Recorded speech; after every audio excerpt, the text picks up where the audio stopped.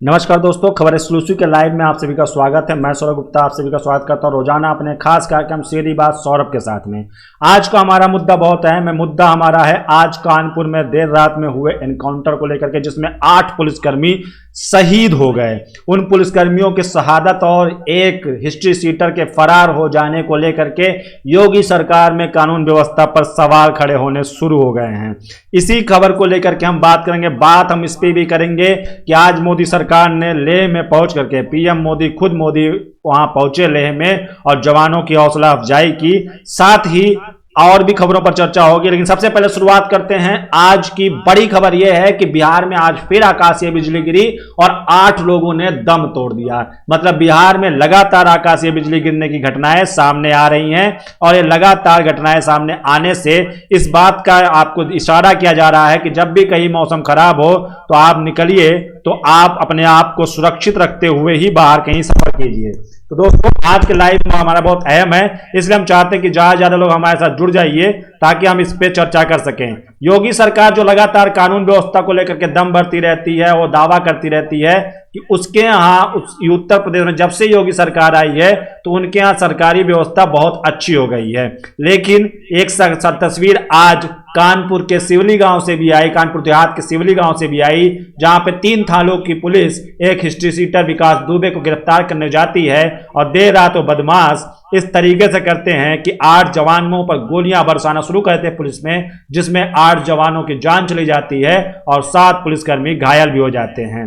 Police की बात करेंगे तो यहां पर एक पुलिस और बात करनी जरूरी है, वो बात हम करेंगे साउथ की पुलिस की, जहां पर एक खबर ऐसी भी आई थी जहां पे पुलिस वालों की निर्दयता भी सामने देखने को मिली थी। तो ये लगातार खबरें हैं। पुलिस की एक दुख देने वाली खबर यह है कि पुलिस की शहादत हो जाती है और योगी सरकार जो लगातार दम भर रही थी और उसके दावों पर कहीं ना कहीं पर लीपा लगाते हुए ये घटना सामने आई है। तो योगी सरकार के राज में अपराधी जब इस तरीके से स्थिति हो गई है कि वहां पर अपराधी खुद ही सरेंडर करने जा रहे हैं, खुद ही सरेंडर हो रहे हैं, इस तरीके की खबरें सामने आ रही थी। अपराधियों के एनकाउंटर पे एनकाउंटर किए जा रहे हैं। लेकिन आखिर विकास दुबे, जो कभी राजनाथ सरकार में मंत्री दर्जा प्राप्त संतोष को जेल में घुस करके गोली मार देता है, उनकी हत्या कर देता है, आज उस विकास दुबे को पकड़ने के लिए जब पुलिस जाती है तो आखिर कैसे उसको ये पता चल जाता है कि वो पूरी ऐसी तैयारी करके रखता है कि उसने पूरी की तरीके व्यवस्था कर रखी थी। इस तरीके की व्यवस्था थी कि उसने पहले जेसीबी लगा दी ताकि पुलिस वाले यहां से निकल ना सकें। इस तरीके की जब व्यवस्था कर दी गई थी तो वाकई में कहीं ना कहीं पे इंटेलिजेंस फेलियर की भी बात सामने आ रही है। इसका मतलब कहीं ना कहीं प्रशासनिक तंत्र में ही, उस पुलिसिया तंत्र में ही कोई ना कोई मुखबिर है, कोई ना कोई गद्दार है जिसने विकास दुबे को इस बात की जानकारी दी थी। क्योंकि अगर इतनी जानकारी नहीं होती तो 3 थानों की पुलिस पहुंचती और अपराधी इतने आसानी से तैयार कैसे बैठे थे कि आओ और आ जाएं और उधर तुरंत हमला हो जाए। तो इस पर भी हमारी चर्चा इसलिए हमारी खास है क्योंकि योगी सरकार लगातार इस बात का दावा करती है कि उनके तरफ से, उनके राज्य में, उनके सरकार में अब तक अपराधी एकदम डरे हुए हैं और कोई भी घटना सामने नहीं आती है। और जब इस तरह की घटना सामने आती है तो बात करना लाजमी हो जाता है कि अब इस पे बात होनी चाहिए। तो योगी सरकार में अपराधी बेखौफ हैं। कांग्रेस ने कानून की व्यवस्था को लेकर के आपसी बैठक बुलाई है और उस पर वो कल बैठक करेंगे। प्रियंका गांधी चूंकि अब लखनऊ में प्रॉपर रूप से शिफ्ट हो रही है क्योंकि दिल्ली का आवास उनसे खाली करा दिया गया है। तो ऐसे में अब उत्तर प्रदेश की राजनीति में योगी के लिए सबसे बड़ी चुनौती प्रियंका गांधी बनके उभरने वाली हैं। और प्रियंका गांधी ने अब वहां पर कानून व्यवस्था को लेकर अपने कांग्रेस मंत्रियों, कांग्रेस के नेताओं को बुलाया है और कानून व्यवस्था को चर्चा करेंगे और अब योगी सरकार को इस एनकाउंटर को लेकर के घेरा जाएगा। वहीं पर योगी सरकार ने इस एनकाउंटर में, इस मुठभेड़ में शहीद हुए 8 जवानों के परिवारों को 1-1 करोड़ रुपए की सहायता राशि देने की भी ऐलान किया है। और खबर यह भी है कि योगी अभी कानपुर देहात भी जा सकते हैं और वहां की घटना का जायजा ले सकते हैं, साथ ही पीड़ित परिवारों से मुलाकात भी कर सकते हैं। लेकिन सबसे बड़ा सवाल है, उत्तर प्रदेश में कोरोना काल में इस तरीके से बदमाश बेखौफ हैं। अगर विकास दुबे हिस्ट्री सीटर था इतने सालों से, जब राजनाथ सिंह की सरकार उत्तर प्रदेश में थी, उस वक्त में मंत्री दर्जा प्राप्त एक शख्स को जेल के अंदर घुस करके, थाने में घुस करके उसकी हत्या कर देता है, तो अब तक विकास दुबे के ऊपर कार्रवाई क्यों नहीं हुई? आज विकास दुबे को अचानक पकड़ने की नौबत क्यों आ गई? अभी तक की आखिर विकास दुबे किसके हाथों पर, किसके इशारों पर काम कर रहा था, ये भी सवाल उठता है।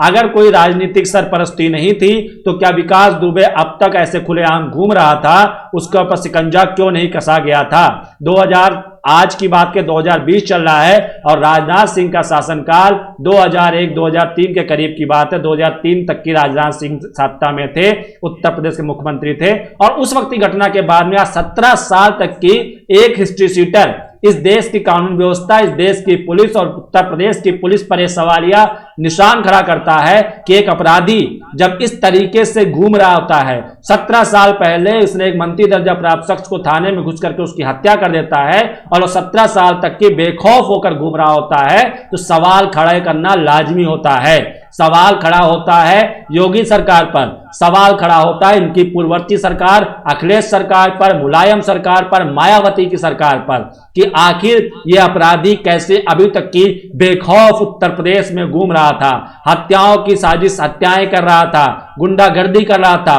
पूरे तरीके से उसका खौफ फैला हुआ था।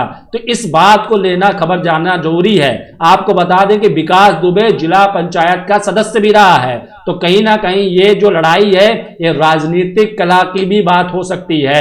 तो विकास दुबे अगर इस दिनों तक की बेखौफ बदमाश तरीके से घूम रहा था, तो कहीं ना कहीं किसी ना किसी राजनीतिक सरपरस्ती की बात सामने आना लाजमी है। इस बात को समझना होगा। देखिए, अपराधियों के बीच में जब तक अगर उनके पास राजनीतिक सरपरस्ती नहीं है तो उनको बचाना, उनको बचाने वाला कोई नहीं होता है। आपको मैं यहां पर एक बॉलीवुड फिल्म का संदर्भ देना चाहूंगा। आपने फिल्म वास्तव देखी होगी, उसमें भी आपको यही दिखाया गया था कि हर गुंडे के ऊपर एक राजनीतिक हाथ होता है और जब उसको लगता है कि अब उससे उसकी सत्ता डगमगाने वाली है तो उस वक्त में उसको मरवा दिया जाता है या उसका एनकाउंटर कर दिया जाता है। तो इस तरीके से विकास दुबे के साथ में जो अभी तक के सामने नजर आ रहा था, विकास दुबे जिस तरीके से बेखौफ 17 साल पहले जब वो ऐसी वारदात को अंजाम देता है, चुनाव लड़ता है, पंचायत सदस्य बनता है, उसके बाद में आज अचानक से उसके ऊपर कार्रवाई की जाती है और वहां पर भी देख लीजिए कहीं ना कहीं तंत्र में, प्रशासनिक तंत्र में एक लूप होल पाई जाती है, जो कोई ना कोई ऐसा व्यक्ति है जिसने विकास दुबे के गुर्गे को यह बताया, यह जानकारी दी कि पुलिस आज उसका एनकाउंटर करने वाली है। इसलिए वो पूरी तरीके से तैयार थे। गांव से निकलने के रास्ते में एक रास्ते में जेसीबी लगा दी गई थी ताकि पुलिस की गाड़ी आगे ना बढ़ पाए और छतों पर खड़े होकर के बंदूकों से अंधाधुंध फायरिंग शुरू कर दी थी। अब सवाल यह उठता है कि आखिर बदमाशों के पास हथियार कहां से मुहैया होते हैं? पुलिस प्रशासन इतनी सख्त है, इतनी मजबूत है, तो आखिर कैसे उठते हैं? 8 पुलिसकर्मियों की शहादत को मैं सलाम करता हूं, सैल्यूट करता हूं, लेकिन मैं उन पुलिसकर्मियों की भर्त्सना करता हूं जिनके बलबूते, जिनके दम पर ये आज 8 जवान शहीद हुए हैं। क्योंकि बिना मुखबिरी के इस तरीके की घटना होना, इस तरीके का एनकाउंटर होना कहीं से भी लाजिम नहीं है कि हो जाए। क्योंकि जब तक आपको कैसे पता चला उस विकास दुबे को, आरोपी को, स्ट्रीट शीटर को, कि पुलिस आज उसके ऊपर हमला करने वाली है? क्योंकि जिस तरीके से उनकी तैयारियां नजर आ रही थी उससे साफ जाहिर था कि उसको इस घटना का जानकारी पहले से था। तो विकास दुबे की तरफ से जो कार्रवाई की गई उसमें कहीं ना कहीं आपस में ही, उसी पुलिसिया तंत्र में ही कोई मिला हुआ जरूर है। ये जांच का विषय है। योगी आदित्यनाथ ने डीजीपी और अपर मुख्य सचिव से बात करके इस पर सख्त कार्रवाई के निर्देश दिए हैं। अब ये जान लीजिए कि विकास दुबे की खैर नहीं है, क्योंकि सीओ को और 8 पुलिसकर्मियों को मारने के बाद में अब पुलिस उसको नहीं छोड़ेगी। क्योंकि जब तक आप पुलिस या नेता के दोस्त होते हैं तब तक ठीक है, लेकिन अगर आप दुश्मनी करते हैं तो आप कहीं भी छुप जाइए तो आपको ढूंढ करके आपको जेल के सलाखों के पीछे भेजा जाएगा। योगी सरकार के ऊपर सवाल उठना शुरू हो गया है और सवाल लाजमी भी है और सवाल होना भी चाहिए। और यह सवाल इसलिए जरूरी है क्योंकि उत्तर प्रदेश देश के सबसे बड़ी आबादी वाला राज्य, वहां पर जब योगी सरकार के तकरीबन 3 साल के कार्यकाल में अभी तक की अपराधियों पर अंकुश लगता हुआ नजर आ रहा था, कई अपराधियों का एनकाउंटर किया गया। लेकिन आपको एक घटना और भी याद होगी कि यूपी पुलिस की बंदूकें नहीं चलती, वो ठाए ठाए की आवाज करके बदमाशों को भगाने में भरोसा रखते हैं। इस तरीके की खबरों को लेकर के भी खबर आई है। तो कहीं ना कहीं पुलिसिया तंत्र के ऊपर सवाल खड़ा करना भी लाजमी होता है, क्यों ना, क्योंकि ये कहीं ना कहीं पे इनके ऊपर सवाल खड़े होते हैं। अगर मैं साउथ की घटना का बात करूं, जहां पे दुकान बंद करने की बात थी, पाबंदी थी, और वहां पे कुछ लोगों ने दुकान खोल रखी थी और पुलिस पहुंचती है कार्रवाई करने, तो एक कमेंट पास होता है और उन पुलिस वाले शक के आधार पे एक पिता और पुत्र को पकड़ के ले जाते हैं और जेल में उनके साथ में जो बर्बरता करते हैं, मतलब उसको शोषणता कही जाए, उस तरीके से घटना करते हैं कि उनके शरीर के गुप्तांगों से उनके लहू निकल रहा होता है और अंतोगत्वा वो दम तोड़ देते हैं। ऐसी खबरें देखने के बाद में बॉलीवुड के डायरेक्टर जिन्होंने सिंघम फिल्म बनाई थी, उन्होंने बयान दिया, मुझे अफसोस होता है कि मैंने पुलिस के लिए ऐसी फिल्म बनाई। तो वो सिंघम के निर्देशक ने इस बात को कहा कि अगर पुलिस ऐसी कार्रवाई करती है तो मुझे बेहद अफसोस है। सिंघम में पुलिस की रूप को इतना प्रभावी ढंग से दिखाने का मुझे अफसोस है। तो इस बात को लेकर के लगातार चर्चा होनी चाहिए। पुलिस के दो चेहरे आपको नजर आते हैं। अगर विकास दुबे आज बड़ा है, विकास दुबे जिस दिन गैंगस्टर था, जिस दिन उसने पहला आरोप किया था, पहली जुर्म किया था, अगर उस वक्त उसको सजा देते तो उसको हिस्ट्री सीटर नहीं बन पाता। कहीं ना कहीं हिस्ट्री सीटर बनाने का काम हमारी कानून व्यवस्था, हमारे राजनेता और हमारा पुलिसिया तंत्र करता है। आप इतिहास उठा के देख लीजिए, चाहे दाऊद इब्राहिम हो, चाहे विकास दुबे हो, या फिर कोई भी हिस्ट्री सीटर हो, आनंद पाल हो, आप किसी भी हिस्ट्री सीटर उठा लीजिए, उनको संरक्षण देने में इन्हीं राजनेताओं का नाम बाद में सामने आया है और कहीं ना कहीं पुलिसिया तंत्र की भी ढिलाई सामने आई है। तो इसलिए ऐसे अपराधी खुलेआम घूमते हैं, हत्याएं करते हैं, अपहरण करते हैं, लूट करते हैं, बलात्कार करते हैं और पुलिस हाथ पे हाथ धर के बैठी रहती है। तो ऐसे में साफ जाहिर ये होता है, मेरा गुस्सा इसलिए आज आ रहा है क्योंकि क्या पुलिस केवल शरीफ इंसानों के लिए है? छोटे मोटे अपराध करने वालों के ऊपर पुलिस का रौब ऐसे चलता है जैसे लगता हो कि उसने बहुत बड़ा जुर्म कर दिया हो, और जो बड़े जुर्म करता है वो आज सबके सामने फरार घूम रहा है, समाज में घूम रहा है, उसकी प्रतिष्ठा है और उसको लोग दबंग कहते हैं। जबकि दबंग का सही मतलब है कि जो सच के लिए रहे, सत्य के साथ खड़ा हो, उसके लिए दबंगई करे, गलत के खिलाफ खड़ा हो, उसको दबंग कहते हैं। लेकिन उत्तर प्रदेश और बिहार और अन्य राज्यों में, नॉर्थ के राज्यों में दबंग का मतलब गुंडे से जुड़ गया है।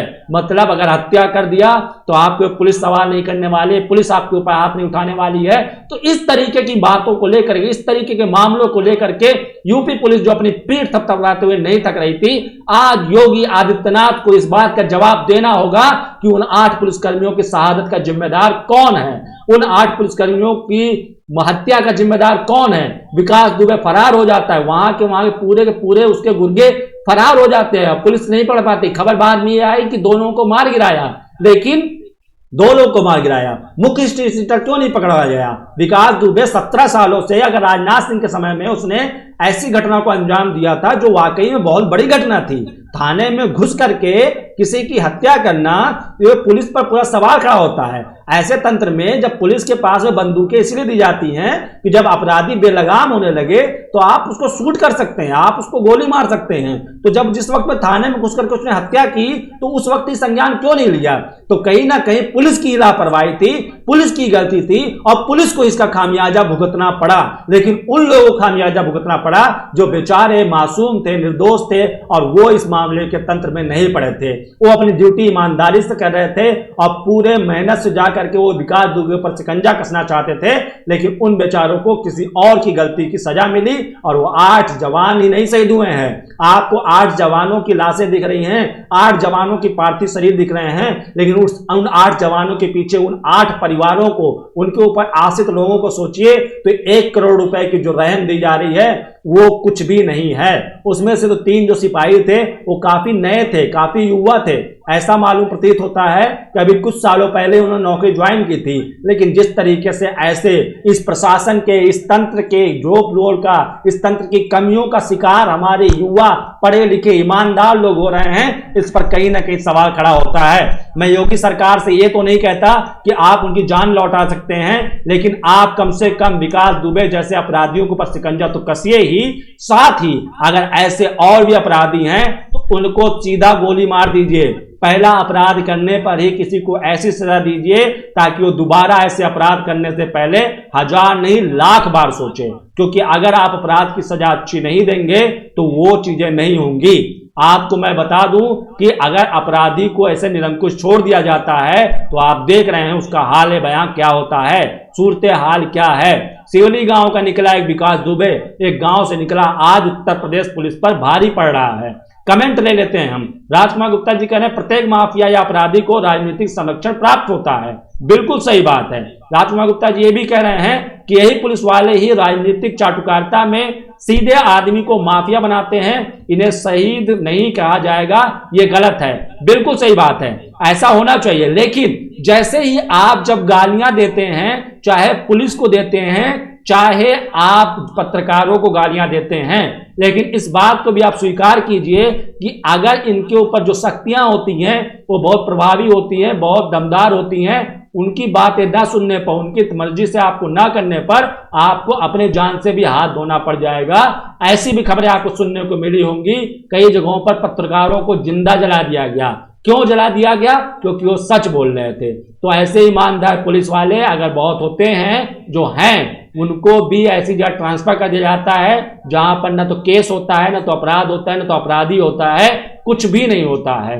तो ईमानदारों के साथ में ऐसा करते हैं, लेकिन मजबूरी है, लेकिन सिस्टम को सुधारने की जिम्मेदारी भी हमारी है। तो ऐसे में ऐसे ही पुलिस वाले भी नजर आते हैं जो ईमानदारी से करते हैं और ईमानदार नौकरी करते हैं।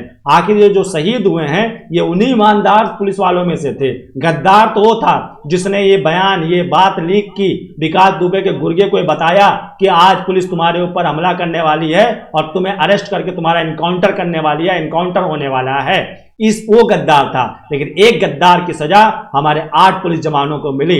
मैं और मेरी पूरी खबर एक्सक्लूसिव की टीम और मेरे सारे दर्शकों की तरफ से मैं उन 8 पुलिसकर्मियों को सैल्यूट करता हूं और मैं उनके परिवार को यह शक्ति देने की ईश्वर से प्रार्थना करता हूं कि वो इस दुख की घड़ी में अपने आप को संभाल सकें। लेकिन योगी सरकार ये बात से आश्वस्त करे कि आगे भविष्य में ऐसी भी कोई घटनाएं सामने नहीं आएंगी। अगर इस बात का आश्वासन नहीं दे सकते हैं तो कहीं ना कहीं पर सवाल खड़े होते रहेंगे और सवाल खड़ा होना भी चाहिए। तो इस सवाल के साथ में इस मुद्दे पे मैं और भी जुड़ूंगा, इस बात को और भी मैं चर्चा करूंगा। लेकिन आज एक मुद्दा और भी है, वो मुद्दा मैं उस पर ही बात कर लेता हूं। वो मुद्दा क्या है उस पर भी जुड़ेंगे। लेकिन योगी सरकार की ओर से जो चीजें आज सामने देखने को मिली है वो वाकई में काफी परेशान करने वाली हैं। आज एक मुद्दा और है कि 11,000 फीट की ऊंचाई से पीएम मोदी ने चीन को चुनौती दे दी है। फीट की ऊंचाई से पीएम मोदी ने आज चाइना को चुनौती दे दी है और इस चुनौती से साफ उनकी ललकार से जाहिर हो गया है कि अब भारत पूरी तरीके से तैयार है और वो चाइना को जवाब देगा। ठीक है, और इसी पे हम बात करेंगे, इसी को हम लेकर के जुड़ेंगे। आप भी जुड़ जाइए अपने कमेंट के साथ में।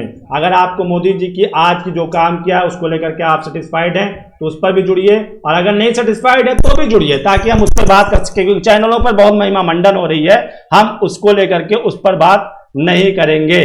तो दोस्तों आज हमारा इसी पे अब अगला चर्चा शुरू होता है। अगला चर्चा का दूसरा पार्ट। चर्चा हमारा ये है कि योगी सरकार के लापरवाही छोड़ दीजिए, उनमें जो भी हुआ।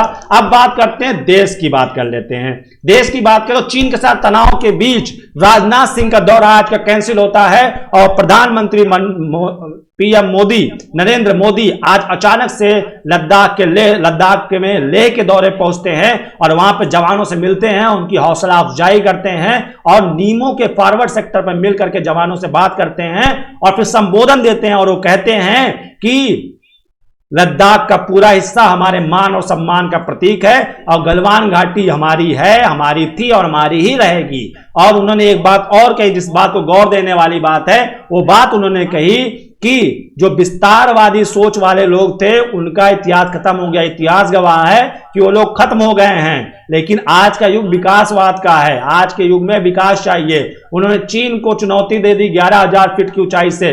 तो पीएम मोदी के दो ओर से किए गए इस काम को लेकर के हमने आपको कल ही बताया था कि अब देश में चीन के खिलाफ कुछ बड़ा होने वाला है। प्रधानमंत्री के दौरे को देखने के बाद में चीन के विदेश मंत्रालय ने बयान दिया कि हमारी आपकी वार्ता चल रही है, लेकिन दोनों देश की तरफ से ऐसी कोई कदम ना उठाया जाए जिससे माहौल बिगड़े। चीन को भारत की एक ही चाल भारी पड़ते नजर आती है और चीन जो लगातार अपनी बातों से पलटता रहा है, जब वो ऐसी बातें करता है तो कहीं ना कहीं पर यह बात थोड़ी सी पचने वाली नहीं होती, डाइजेस्ट नहीं होती है। प्रधानमंत्री ने अपने 30 मिनट के संबोधन में जवानों से कहा कि अब वक्त आ गया है कि हम सख्ती से निपटेंगे। तो आपको हमने कल के डिबेट में भी ये बताया था, चर्चा में बताया था कि अब देश में कुछ बड़ा होने वाला है।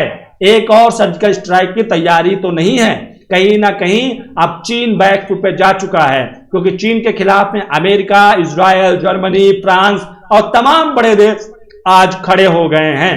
तो इसलिए ऐसी मुसीबत में, ऐसी मुश्किल में, जब चीन की, चूंकि चीन की दोहरी तस्वीरें हैं, चीन कहता कुछ है करता कुछ है। चीन लगातार बात करता रहा, कहता रहा कि हम सीमा से पीछे हट जाएंगे। हमारा मकसद ये नहीं है, हम ये नहीं कह रहे हैं कि आप अपना हिस्सा भी हमें दे दीजिए, हम ये कह रहे हैं कि जो क्षेत्र हमारा है वो क्षेत्र हमें दे दीजिए और जो क्षेत्र आपका उस क्षेत्र में आप अपने रहिए।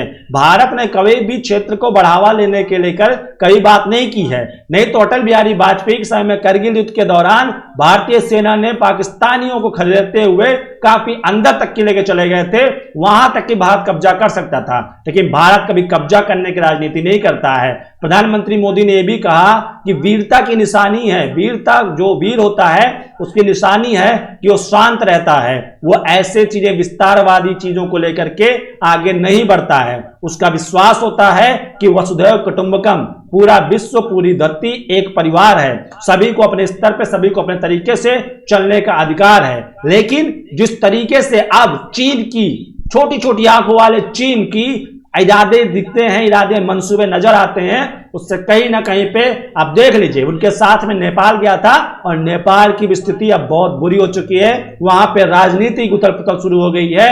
कमल पुष्पदयाल प्रचंड ने ओली को बोल दिया है कि देखिए इस्तीफा दीजिए, और ये इशारा, ये जो आदेश है वो दिल्ली सरकार से नहीं आई है। तो मतलब इस तरीके से आप देख लीजिए, चाइना के साथ में कोई जाना नहीं चाहता है, क्योंकि चीन सिर्फ अपने फायदे को लेकर के वो एकदम डेडिकेट है, वो अपना फायदा ही चाहता है। और ऐसे में सिर्फ चाहे नेपाल हो, चाहे पाकिस्तान हो और चाहे श्रीलंका, जो आतुर है उसकी गोद में बैठने के लिए वो इनका सिर्फ इस्तेमाल करेगा और इनको भारत के लिए अपना हथियार बनाएगा। इनका कोई विकास नहीं होगा और ये कहीं के भी नहीं रह जाएंगे। इस पर चर्चा होती रहेगी। राजमा गुप्ता जी कह रहे हैं आने तो तरलीर का है पिक्चर। अच्छा, उनका कहना है कि अभी तो ये ट्रेलर है, पिक्चर अभी बाकी है। शायद पूरी जनता यही सोच रही है और इसी उम्मीद में बैठी है कि शायद ये ट्रेलर हो, क्योंकि ट्रेलर बहुत दमदार था।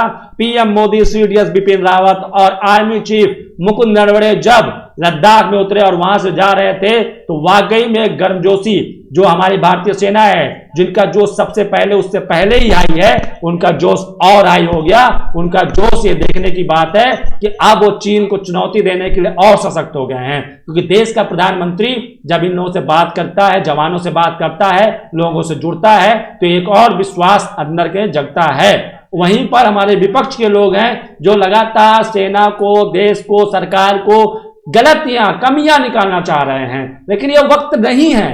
मैं भी मोदी सरकार का बहुत बड़ा समर्थक नहीं हूं, मैं उनको समर्थन नहीं करता हूं कि मैं उनकी हर बात को सही कहूं, लेकिन वक्त इस समय यह है कि पूरे देश को एकजुट होकर के चाइना के खिलाफ खड़ा होना पड़ेगा। ऐसे में अगर हम अपनी सरकारी कमियां निकालने लगेंगे, आपका हैशटैग पाकिस्तान और चीन में ट्रेंड करेगा, तो इस बात को सोचना पड़ेगा, क्योंकि देश के लिए सबसे पहले, सभी का लिए अपना देश है, और अगर देश के लिए आप खड़े नहीं हो सकते हैं तो फिर आप कुछ नहीं कर सकते हैं। आपकी जो भी मंशा है आप उसमें कभी भी सफल नहीं हो सकते हैं। मैं ये नहीं कहता कि आप नरेंद्र मोदी के साथ आइए, मैं ये कहता हूं कि आप भारत देश के प्रधानमंत्री के साथ आइए। भारत देश के प्रधानमंत्री के पास इस समय अधिकार है कि वो फैसला ले सकता है और चीन को जवाब दे सकता है। अच्छा करते हैं तो हम वाहवाही करेंगे, बुरा करते हैं तो हम उसका भी विश्लेषण करेंगे, उस पर भी हम सरकार को कोसेंगे। लेकिन यहां पर बात नरेंद्र मोदी की नहीं है, नरेंद्र मोदी के समर्थन करने की नहीं है, बात यहां पे भाजपा को समर्थन करने की नहीं है, बात यहां पे भगवा को समर्थन करने की नहीं है, बात यहां पर आरएसएस को समर्थन करने की नहीं है, बात यहां पे हिंदू राजनीति को समर्थन करने की नहीं है, बात यहां पे किसी भी जाति को, किसी भी सवर्ण को लेकर करके राजनीति करने का वक्त नहीं है। बात है यहां पर देश की, और देश इन सबसे पहले आता है, चाहे जो हो। तो इसीलिए देश के लिए जो इस समय संवैधानिक पद पर हैं, हमें उन पर भरोसा करना होगा, उनके साथ चलना होगा, और देश के लिए सबसे पहले इकट्ठा खड़ा होना पड़ेगा। तो सुन ले चीन कान खोलकर, सीधी बात में सौरभ गुप्ता कहता है कि अगर चीन ने आपकी नजरें उठाई और फिर से कोई गलती की तो इस बार मुंहतोड़ जवाब मिलेगा। इस बात का इशारा प्रधानमंत्री ने भी कर दिया है। तो दोस्तों, आपसे मेरी यही अपील है कि जिस तरीके से अभी तक की आप चीन को खिलाफ खड़े हैं, चीन के खिलाफ खड़े, उसी तरीके से खड़े रहिए। विरोध करने का, आपस में लड़ने का मौका और भी मिलेगा, आपस में एक दूसरे के ऊपर आरोप प्रत्यारोप लगाने का मौका और भी मिलेगा। ऐसी ही कमियां खोज रहा है चीन, और इस बीच में खबर यह भी है कि चीन की ओर से साइबर अटैक की तैयारी की जा रही है। तो आपके पास कोई भी अननोन मेल आता है, कोई भी अननोन मैसेज आता है, या आपको लकी ड्रॉ में जिताने की कोई बात पैसे की आती है, तो उसमें भी किसी भी लिंक पर आप क्लिक ना करें। ये आपके लिए और आईटी सेल की ओर से और सरकार की तरफ से आपके लिए हम दरख्वास्त करते हैं, ऐसे किसी भी लिंक पर क्लिक ना करें जिसकी जानकारी आपके पास नहीं है। तो अननोन लिंक्स पर क्लिक करने से बचें। अननोन कॉल्स अगर इंडिया के बाहर से हैं तो उनको भी रिसीव करने से बचें, क्योंकि वो एक ट्रैप हो सकता है और इससे आपको भारी नुकसान लग सकता है। तो दोस्तों, आपके साथ लाइव जुड़ता रहता हूं, आपके साथ बातचीत करता रहता हूं, आप लोग का भी मोटिवेशन मिलता है। आप लोग जिस तरीके से मुझे समर्थन देते हैं, मेरी बातों को सुनते हैं, मुझे प्यार देते हैं, इससे साफ जाहिर होता है कि आपकी बातें जो आप सुनना चाहते हैं, जो आपका दिल कहता है, शायद मैं उन बातों को कहने में कामयाब हो पाता हूं। ये सब सिर्फ आप लोगों के दिल से आशीर्वाद है, आप लोगों की उम्मीदें हैं, जिस पर हम हर बार खरा उतरने की कोशिश करते हैं। तो आज दिन की ये दो बड़ी खबरें थी। एक तो कानपुर में गुंडागर्दी का माहौल दिखा और हिस्ट्री सीटर 8 पुलिसकर्मियों को मारकर फरार हो गए और पुलिस हाथ पे हाथ धरे बैठी रह गई। दूसरी खबर अंतरराष्ट्रीय थी, जहां पे प्रधानमंत्री अचानक से लेह दौरे पहुंचते हैं और जवानों की हौसला अफजाई करते हैं और चीन को एक चुनौती देते हैं कि चीन, कान खोल के सुन लो, आंखें जो तुम्हारी खुलती नहीं है उसे भी खोल लो और कान भी खोल लो, ये सुन लो कि ये भारत अब आपको जवाब देगा। बहुत हो गई बातचीत, बहुत हो गई तुम्हारी बातों से पलटने का रवैया देख लिया, लेकिन अब भारत बर्दाश्त नहीं करेगा और पूरी तरीके से भारत ने वहां पे अपनी सेना तैनात कर दी है, स्पेशल फोर्सेस तैनात कर दी है और चुनौतियां पूरी तरीके से हासिल। मतलब भारत में आज जब प्रधानमंत्री का दौरा होता है तो उसके पीछे उसकी वजह है। मतलब अब देश पूरी तरीके से तैयार हो चुका है, चीन को चारों तरफ से घेरा जा चुका है। ऐसे में चीन के पास में सरेंडर करने के अलावा कोई भी नहीं है, क्योंकि ये आप जान लीजिए, प्रधानमंत्री ने भी कहा और मैं भी इस बात से समर्थन करता हूं कि जो विस्तारवाद सोचते हैं, चाहे वो पाकिस्तान हो, चाहे वो चीन हो, चाहे जो भी देश हो, जिन्होंने विस्तारवाद की सोची है उनका खात्मा हो गया है। इतिहास गवाह है, बहुत सारे राजा हुए, कभी कभी उन्होंने पूरे देश पर नहीं, पूरे कई दुनिया पर राज कर लिया, अखंड भारत पर राज किया, लेकिन उनका खत्म हो गया, वो खत्म हो गए, उनके वंशज आज नजर नहीं आते हैं, उनकी पीढ़ियां खत्म हो गई, वो ध्वस्त हो गए।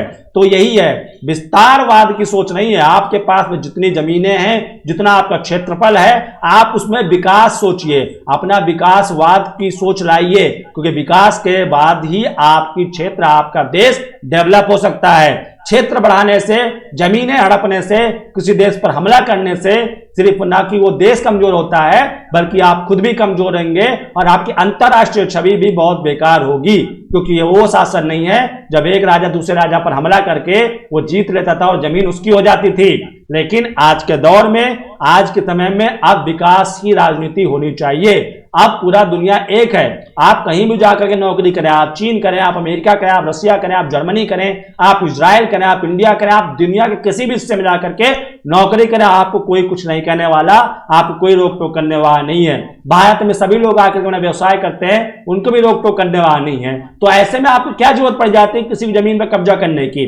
और बात करें लद्दाख की, जिस जमीन को लेकर के झगड़ा हो रहा है, उस जमीन पे कोई फायदा नहीं है, ना वो जमीन खेती के लिए अच्छी है, ना वो जमीन रहने के लिए अच्छी है, मतलब उस जमीन किसी काम की नहीं है। उसके बावजूद लेकिन जो हमारे क्षेत्र में आता है, जो हमारे इलाके में आता है, जिसपे बंटवारा होता है, जिसपे तय हुआ था, अगर उसको छीनने की कोई कोशिश करेगा तो हम अपने देश से एक तिनका भी नहीं उठाने देंगे। मां तुझे सलाम में सनी देओल का डायलॉग था कि दूध मांगोगे तो खीर देंगे और कश्मीर मांगोगे तो चीर देंगे। मैं इसमें थोड़ा संशोधन करता हूं कि आप प्यार से बात करोगे तो जान दे देंगे, लेकिन अगर आपने जबरदस्ती की बात की तो इस देश के धूल का एक कण भी नहीं ले जाने देंगे और आपको धूल चटवा देंगे। ये जान के रखिए, ये भारत के देश है और भारत के लोग हैं। यहां पर प्यार प्यार में आप किसी की जान भी ले सकते हैं, लेकिन अगर आपने उससे दुश्मनी कर ली, आपने कायरता और नीचता दिखाने की कोशिश की जैसा चाइना दिखा रहा है, तो मुंह तोड़ जवाब दिया जाएगा। क्योंकि भारत कमजोर नहीं है और ना कमजोर था ना कमजोर है,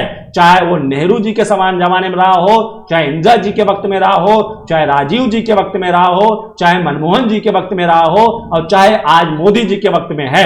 तो भारत हमेशा मजबूत था, लेकिन बस यही है कि काक चुप साधी रहा बलवाना कहने की देर है भारत को।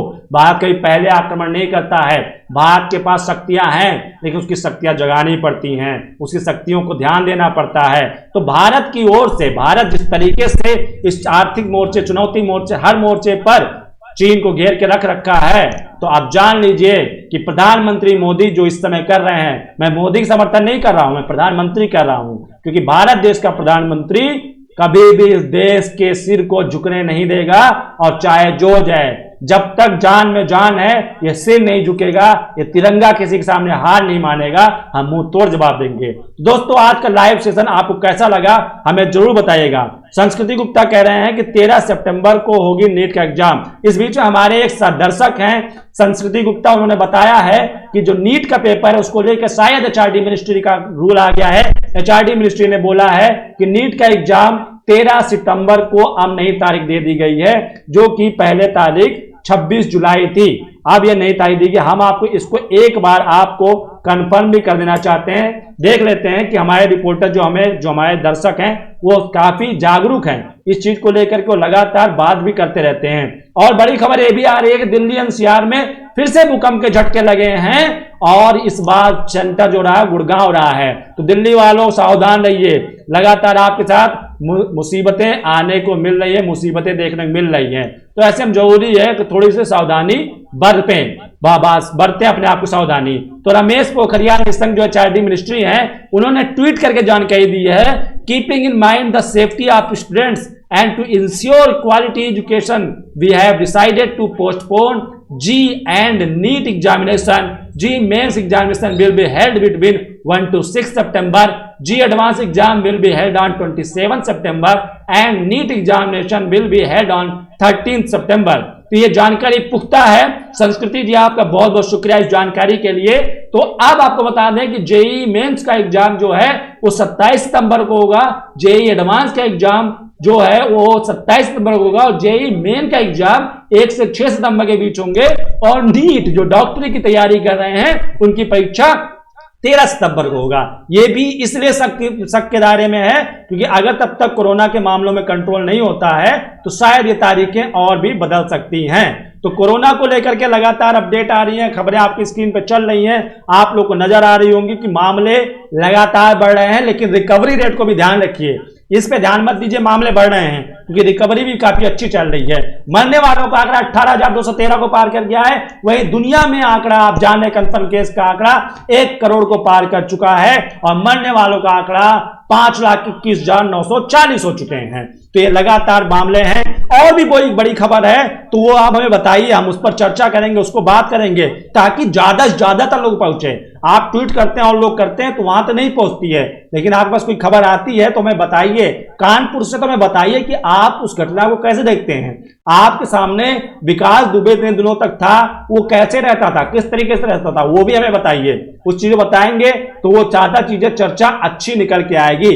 राजकुमार गुप्ता जी कहते हैं नीट की परीक्षा सितंबर में होगी। बिल्कुल सही है, अब ये तो कंफर्म हो गया है और खबर एक्सक्लूसिव ने इस बात की प्रमाणित तक दे दी है कि अब नीट का एग्जाम 13 सितंबर को, जेईई एडवांस का पेपर 1 से 6 सितंबर में और जेईई मेंस का पेपर 1 से 6 सितंबर में और जेईई एडवांस का पेपर जो होगा वो आपका 27 सितंबर को होगा। रमेश पोखरियाल निशंक ने लोगों की सुरक्षा और बच्चों की सुरक्षा को ध्यान में रखते हुए इस बात का फैसला लिया है। और खबरें भी ध्यान दे लेते हैं कि और बड़ी खबरें क्या हैं जो आज ट्रेंड कर रही हैं, जो खबरें ट्विटर पर भी ट्रेंड करती हैं। तो आपको बता दें विकास दुबे आज ट्रेंड करें। विकास दुबे को लेकर के लोगों के अंदर गुस्सा देकर आया, लोग लगातार कह रहे हैं। हरियाणा की बात करें तो हरियाणा में 14 नए केस कोरोना से डेथ हुई है और 7 नए केस पाए गए हैं। तो हरियाणा की ये खबर अभी नहीं आई है, इसलिए आपको यहां तक बता दिया आपको हमने। और बहुत सारी खबरें उस पर ही आपके साथ चर्चा करेंगे। जेईई नीट का एग्जाम टल गया है, ये बहुत रात खबर है, लेकिन अरविंद केजरीवाल ने भूकंप के झटकों को लेकर के ट्वीट किया है कि कुछ देर पहले दिल्ली में भूकंप के हल्के झटके महसूस किए गए हैं, उम्मीद है आप सभी सुरक्षित हैं, अपना ख्याल रखें। संबित पात्रा ने भी ट्वीट किया और उन्होंने सिर्फ और सिर्फ इतना ट्वीट किया अर्थक्वेक, लेकिन संबित पात्रा का इशारा कहीं और है। संबित पात्रा ने सिर्फ अर्थक्वेक लिख करके कई बातों को, कई चर्चाओं को नए सिरे से जन्म दे दिया है। अर्थक्वेक लिखने के पीछे उनका वजह वो कहीं ना कहीं कांग्रेस में भी निशाना साध रहे हैं और प्रधानमंत्री मोदी के दौरे को लेकर के भी वो कहीं ना कहीं कांग्रेस को आड़े हाथ ले रहे हैं, क्योंकि उनको कई टीवी चर्चाओं में आज देखा मैंने और वो इस बात कर रहे थे कि इंतजार कीजिए, अभी बहुत कुछ देखने को मिलेगा और ये चीन जो कभी हमें सिर उठा के रहता था, इस ड्रैगन के सिर को कुचल दिया जाएगा। तो ये आज की बड़ी खबरें थी जिस पे आपके साथ चर्चा की। आपको अच्छा लगा तो हमें कमेंट में बताइए और अपने दोस्तों को भी जोड़िए।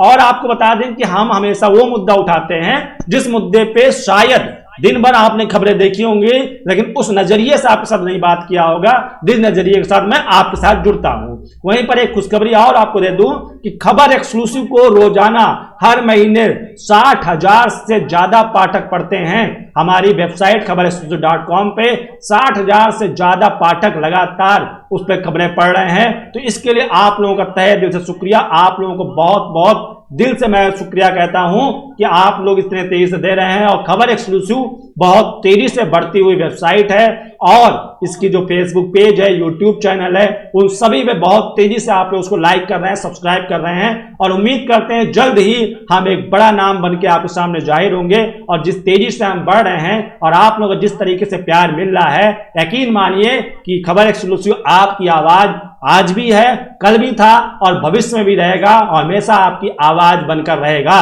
क्योंकि खबर वो नहीं जो प्रधानमंत्री से जुड़ी है, खबर वो नहीं जो मुख्यमंत्री से जुड़ी है, खबर वो नहीं जो विधायकों से जुड़ी है, खबर वो नहीं है जो आपके सांसद जुड़ी है, खबर वो है जो आपसे जुड़ी है, आपके जीवन पर प्रभाव डालती है। उन खबरों को लेकर के जो आपकी जिंदगी, आपके जीवन को सुधार सकती है, उन खबरों को हम जोड़ देते हैं और उन्हीं खबरों को लेकर के हम बात करते हैं यहाँ पर सीधी बात। क्योंकि हमारा मोटो भी है कि हम कहते भी यही हैं खबर एक्सक्लूसिव में कि हम ना यहाँ पर करते हैं जात की, ना पात की, ना हिंदू की, ना मुसलमान की, ना दलित की, ना सवर्ण की, यहाँ पर बात करते हैं हम मुद्दे की। और इसीलिए रोज रात 8 बजे आपके साथ करते हैं सीधी बात। और सीधी बात का मतलब यह है कि सीधी बात वो बात जो शासन, प्रशासन, राजनेता, नेता, विपक्ष सभी के दिल पे लगनी चाहिए, बात लगनी चाहिए। क्योंकि किसी ने खूब कहा है कि बात वही असर करती है जो दिल पर लगती है, और अगर बात वो दिल पे नहीं लगती है, अगर तो इतना हो गया तो उनका जमीन मर गया है। क्योंकि हम तो सरकार की आलोचना करेंगे, गलतियों पे आलोचना करेंगे, अच्छाइयों पे तारीफ भी करेंगे। हम वो पत्रकार नहीं हैं जो सिर्फ सरकार की बुराइयां देखते हैं। हमने भगवान ने 2 आंखें प्रदत्त की हैं, तो उसका मतलब यह है कि अच्छाइयां भी किसी की हैं वो भी देखिए, और बुराइयां हैं तो उस पर भी तंज कीजिए, आलोचना कीजिए, लेकिन किसी के पीछे ऐसे पर्सनल दुश्मनी करके पीछे मत पड़ जाइए। तो दोस्तों, आपको आज का लाइव सेशन कैसा लगा आप लोग हमें कमेंट में जरूर बताइएगा। और ये लाइव सेशन आपको यहां खत्म होने के बाद में यूट्यूब पर मिल जाएगा, तो यूट्यूब पर जाकर के आप कहीं भी सर्च कीजिएगा सीधी बात विद सौरभ या सीधी बात सौरभ के साथ, तो आपको हमारा वीडियो तुरंत मिल जाएगा।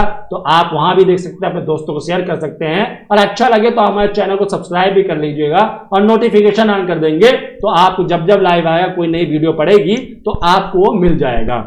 तो आज का लाइव सेशन मैं यही खत्म करता हूं। जितने भी तमाम दर्शक मेरे साथ जुड़े, जो भी हमारे साथ 2 से 3 हजार दर्शक जुड़ते हैं, उन सभी का बहुत बहुत शुक्रिया। और हमारे साथ जो जो जुड़े थे उनका भी शुक्रिया कर देता हूं। राजकुमार गुप्ता जी जिन्होंने कमेंट किया, सुनील कुमार गुप्ता जी, संस्कृति गुप्ता जी, राहुल कात्यायन जी, आप सभी लोगों का बहुत बहुत शुक्रिया। आप लोगों ने कमेंट किया, और जितने दर्शक हमारे साथ ऑनलाइन जुड़े थे और जिन्होंने कमेंट नहीं किया उनका भी बहुत बहुत शुक्रिया। लेकिन आप लोगों से दरख्वास्त यह है कि आप लोग कमेंट जरूर कीजिए, कुछ भी कमेंट कीजिए, लेकिन कमेंट कीजिए ताकि आपका नाम भी मुझे दिखे और मैं आप लोगों को अपने तहे दिल से अपने शुक्रिया आपको सौंप सकूं। और आप जो हमें सहयोग दे रहे हैं, उस सहयोग के लिए भी आप लोगों की पूरी पूरी मैं तारीफ करता हूं। और इसी तरीके से आप साथ देते रहिए। कल रात 8 बजे फिर मैं आपके साथ जुड़ूंगा सीधी बात सौरभ के साथ, लेकर के एक अहम मुद्दे के साथ में।